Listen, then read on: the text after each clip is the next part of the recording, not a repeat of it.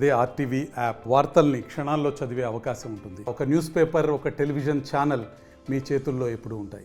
AP CM Jaganmohan రెడ్డిపై చేసినటువంటి దాడి రాష్ట్ర వ్యాప్తంగా సంచలనంగా మారింది. దీనిపై ప్రతిపక్షాలు కావచ్చు, అధికార పార్టీ నాయకులు ఒకరిపై ఒకరు విమర్శలు చేసుకుంటున్నారు. అలాగే ప్రధానంగా చూసుకుంటే ప్రతిపక్షాలు కుట్రే, జగన్మోహన్పై కుట్ర అంటూ పక్కన అధికార పార్టీ వైసీపీ నాయకులు అయితే చెప్తున్న పరిస్థితి మరొక పక్క కనబడుతుంటే, అలాగే ప్రతిపక్షాలు ఉద్దేశపూర్వకంగానే ఈ విధంగా ఎన్నికల సమయంలో స్టంట్లు ఈ విధంగా క్రియేట్ చేస్తున్నారని ప్రతిపక్ష నాయకులు చెప్తున్నారు. దీనిపై ప్రస్తుతం మాట్లాడదాం. రాష్ట్ర వ్యాప్తంగా కూడా వైసీపీ నాయకులు కూడా అందరూ కూడా ఆందోళన చేస్తున్నారు. పిఠాపురంలో కూడా నిరసనలు కూడా తెలియజేసిన పరిస్థితి ప్రధానంగా ఉంది. పిఠాపురం స్థానిక ఎమ్మెల్యే పెన్ను దొర గారిని మరి విషయాలు అడుగుదాం. సార్ చెప్పండి, నిన్న జగన్మోహన్ రెడ్డిపై జరిగినటువంటి దాడిని ఏ విధంగా చూడాలంటారు? నిన్న జరిగినటువంటి ప్రీతం ముఖ్యమంత్రి జగన్మోహన్ రెడ్డి గారి మీద దాడి జరగడం అనేది అమానుషంది. ఎందుచేతంటే రాజకీయాల్లో అన్ని పార్టీలు ఎవరి పార్టీ గెలవడానికి, ఎవరి ఎమ్మెల్యేలను నెగ్గించుకోవడానికి ఆ నాయకులు తిరుగుతూ ఉంటారు. ప్రతిపక్ష నాయకుడు తెలుగుదేశం పార్టీ, జనసేన పార్టీలు ఇవి తెలుగుదేశం ఆయన అధికారంలో ఉండగా ప్రజలకి ఏమీ చేయలేని పరిస్థితుల్లో 40 సంవత్సరాల రాజకీయ అనుభవం కలిగినటువంటి వ్యక్తిగా చెప్పుకుంటూ 14 సంవత్సరాలు ముఖ్యమంత్రిగా చేసినటువంటి చంద్రబాబు నాయుడు గారు ఏ రోజు ప్రజల గురించి ఆలోచన చేయలే. అతి చిన్న వయసులో ముఖ్యమంత్రిగా జగన్మోహన్ రెడ్డి గారు ఈ 5 సంవత్సరాల్లో ప్రజల కష్టాలని కడతీర్చినటువంటి ముఖ్యమంత్రిగా, వారి సమస్యలు తీర్చినటువంటి ముఖ్యమంత్రిగా ఈ రోజున ప్రజల మన్ననలు పొంది మరలా ఇంకోసారి ముఖ్యమంత్రి అవడానికి ప్రజలు ప్రతి ఒక్కరు కూడా సహకరిస్తున్న వాతావరణం, దారి పొడవునా నీరాజనాలు పడుతూ ఉంటే కుళ్ళిపోతూ ఉన్నారు తెలుగుదేశం నాయకులు అని చెప్పి తెలియజేస్తాను. వీరందరికీ ఒకటే బాధ, మరలా ఇంకోసారి ముఖ్యమంత్రి అయిపోతూ ఉన్నాడు జగన్మోహన్ రెడ్డి గారు, దీన్ని ఎలాగ ఆపాలి అనేసి రకరకాలుగా తెలుగుదేశం నాయకులు తెల్లారు లేచిన దగ్గర నుంచి విషం కక్కుతూ ఉన్నాయి. అయ్యా చంద్రబాబు నాయుడు గారు, మీకు ఒకటే చెప్తున్నా, 14 సంవత్సరాలు ముఖ్యమంత్రిగా చేశారు.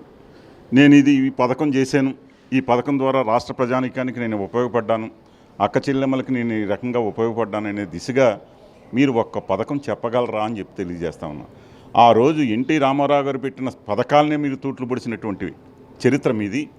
ఆయన కిలో 2 రూపాయల బియ్యం పథకాన్ని సామాన్యుడికి అందుబాటులో తెస్తే మీరేమో ముఖ్యమైన ఎన్నిపోటు పొడిచి చంద్రబాబు నాయుడు గారిని మీరు ముఖ్యమంత్రి కాగానే చేసిన మొట్టమొదటి పని కిలో 5.5 చేసినటువంటి నీచ చరిత్ర మీది.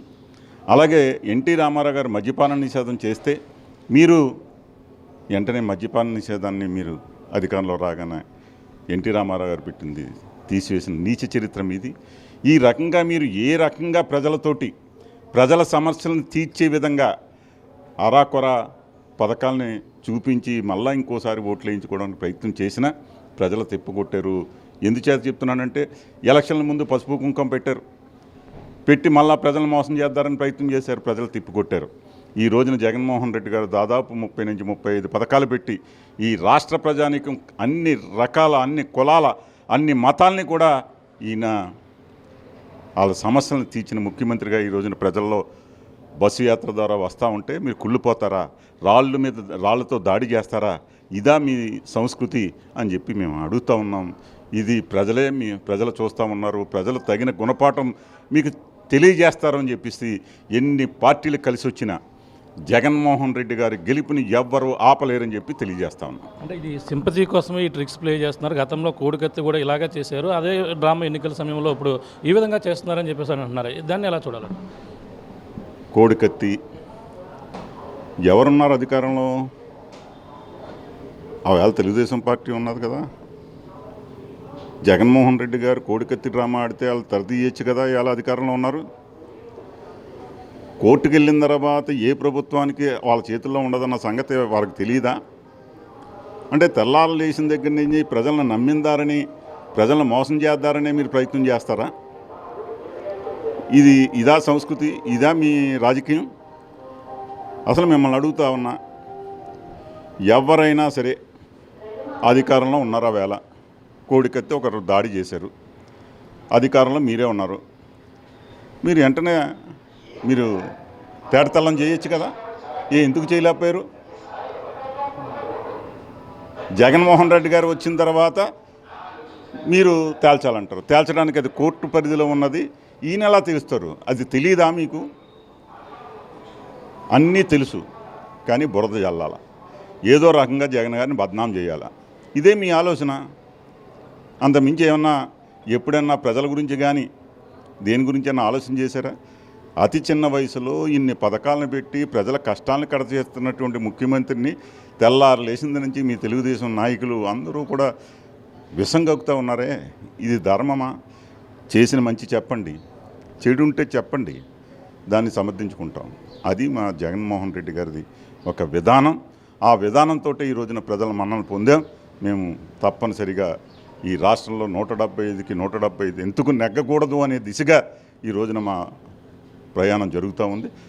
తోసా తప్పకుండా గతంలో కన్నా ఎక్కువ సీట్లు ఈ రోజున మేము నెగ్గుతామని చెప్పి తెలియజేస్తాం. అంటే మేము దీన్ని కూడా ప్రతిపక్షంగా మేము కూడా ఖండిస్తున్నాం. దాడిని కూడా ఏ విధంగా జరిగింది, దీనిపై విచారణ చేపట్ట అధికారులు వైపు వెళ్ళమని చెప్పేసి అని వాళ్ళతో చెప్తున్న పరిస్థితి ప్రతిపక్షాలు ఎలా చూడాలండి? ఓ 2,000 రూపాయలు ఇస్తే రాయిచ్చి కొడతాడు. దాన్ని ప్రభుత్వ వైఫల్యమనో ఇంకోటనే చెప్పుకోవడానికి ఏమీ లేదు కదా. మనం మాట్లాడుకుందాం. ఎవడోకి ఇచ్చినా ఓ పిచ్చోడి చేతిలో రాయిస్తే ఏదైనా చేస్తాడు. అది ప్రభుత్వం మీద ప్రభుత్వం ఉండి అది చేసుకోలేకపోయారు, లేదంటే వాళ్ళే చేయించుకున్నారనే బురద జల్లి కార్యక్రమాలు మీరు మానుకోండి. ఎవరో కూడా అది అనుకోకుండా ఇక్కడ తగిలింది, కంటి మీద తగిలితే కండు పోయేది కదా. కన్ను పోగొట్టుకోవడానికి ఈయన రాయిలు ఇసురుకుంటాడా? ఈ టైపు నీచ రాజకీయం చేస్తారా? అసలు మీకు బుర్ర ఉందా?